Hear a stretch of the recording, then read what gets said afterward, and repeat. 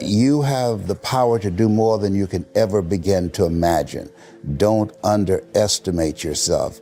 You don't know enough about yourself to become a cynic. And so you've got to challenge yourself to access that power that you have within you. You're more than a conqueror.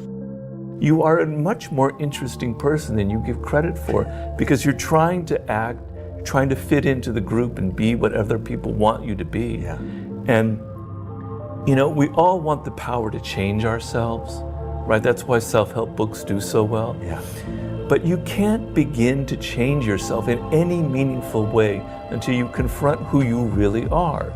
You know, if you go out in public and you don't look in a mirror, your hair you're going to look really weird, right? You can't begin to improve your looks until you look in the mirror. You can't begin to change yourself until you look into that mirror of who you really are. All that other stuff that you don't want to confront. Most of us, we live in a box, and we don't want to go outside that box at all, ever. Outside that box is all these possibilities of life. I now know that there is no cap on the human mind. There's no cap. We cap it ourselves.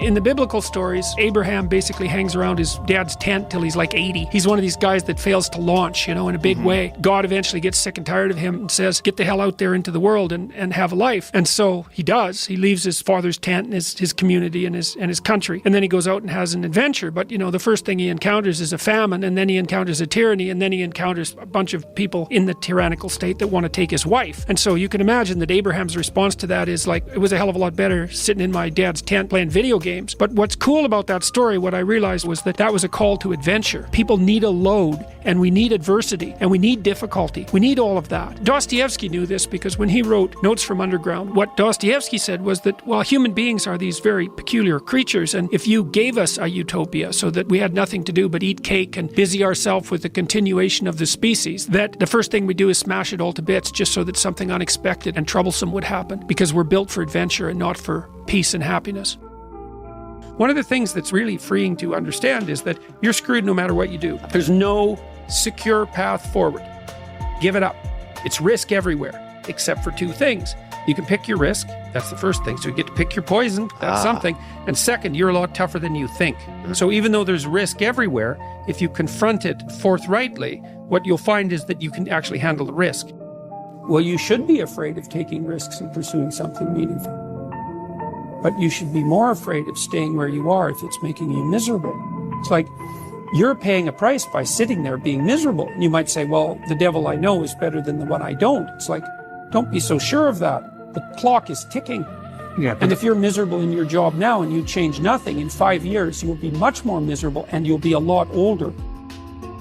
So I'm telling young people, look, no matter how bad your situation is, I'm not going to pretend it's okay. It's not okay. It's tragic, tainted with malevolence. And some people really get hurt by malevolent people, terribly hurt. Sometimes they never recover. It's really awful.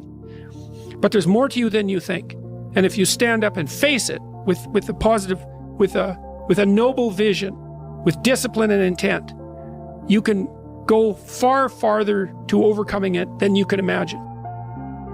If you stay in your comfort zone, that's where you will fail. You will fail in your comfort zone. Success is not a comfortable procedure. It is a very uncomfortable thing to attempt. So you got to get comfortable being uncomfortable if you ever want to be successful.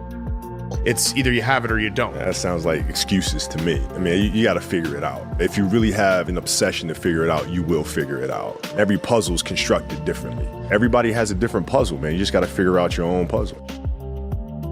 I don't know how to start improving my life. Someone might say that. And I would say, well, you're not aiming low enough.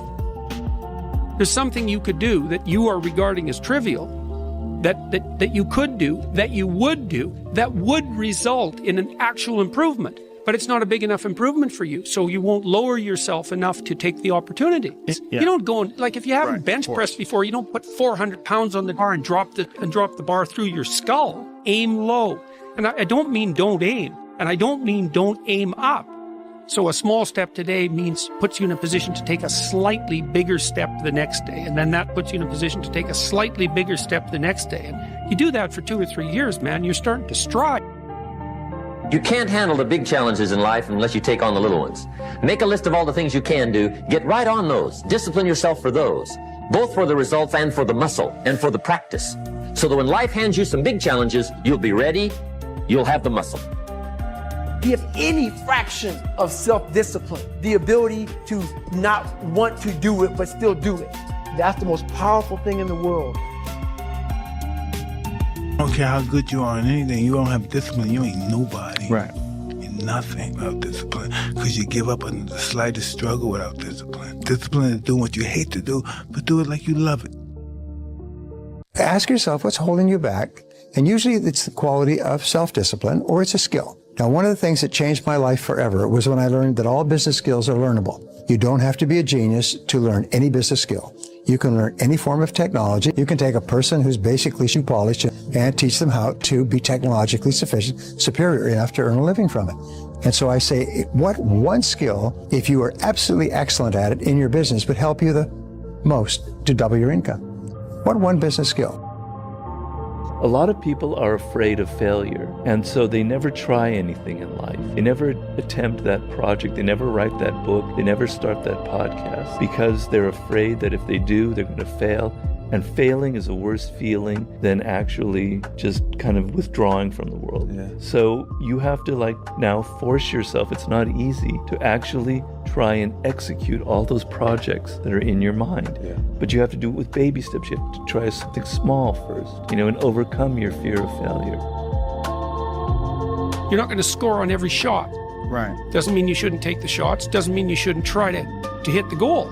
But part of being able to continue to take shots is to have the strength of character to tolerate the fact that in that instance you weren't on top. You fall, and you're probably going to fall. You just get back up.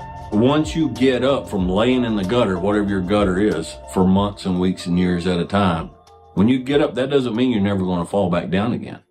What it means is you got up the one time, it means you can get up the next time, and the next time, and the next time. And you keep getting up until you don't fall anymore. Okay? So you be patient, you be consistent, and don't quit. Don't quit. Let me tell you something you already know. The world ain't all sunshine and rainbows. It's a very mean and nasty place, and I don't care how tough you are, it will beat you to your knees and keep you there permanently if you let it. You, me, or nobody is gonna hit as hard as life. But it ain't about how hard you hit. It's about how hard you can get hit and keep moving forward. How much you can take and keep moving forward. That's how winning is done. Now, if you know what you're worth, now go out and get what you're worth. But you gotta be willing to take the hits and not pointing fingers saying you ain't where you wanna be because of him or her or anybody. Cowards do that, and that ain't you. You're better than that. Where's passion when you're 300 pounds? Where's the motivation when you can't read and write? Where is it? So how did this happen? I just fucking did. I just did. I said, maybe at the end of this journey, there'll be something there for me. If not, I can read. All those words are overused. They're bullshit. It's all bullshit. Just do. You're living. How do you want to live? How do you want to die? How do you want to fucking be remembered? That's it. Why would you not go for it? Why would you not take a chance? At one point in time, you got to take a chance on you. Michael Jordan, I remember I interviewed him years ago, and I said, what makes you the best in the world? Is it skill? Is it talent? Is it ability? Is it background? Is it training? He said, I didn't even make the high school basketball team my sophomore year. I was cut. He said, what it is every day I demand more from myself than anybody else could possibly expect. I don't compete with other people. I compete with what I'm capable of. And it's just like, that kind of standard is inspiring.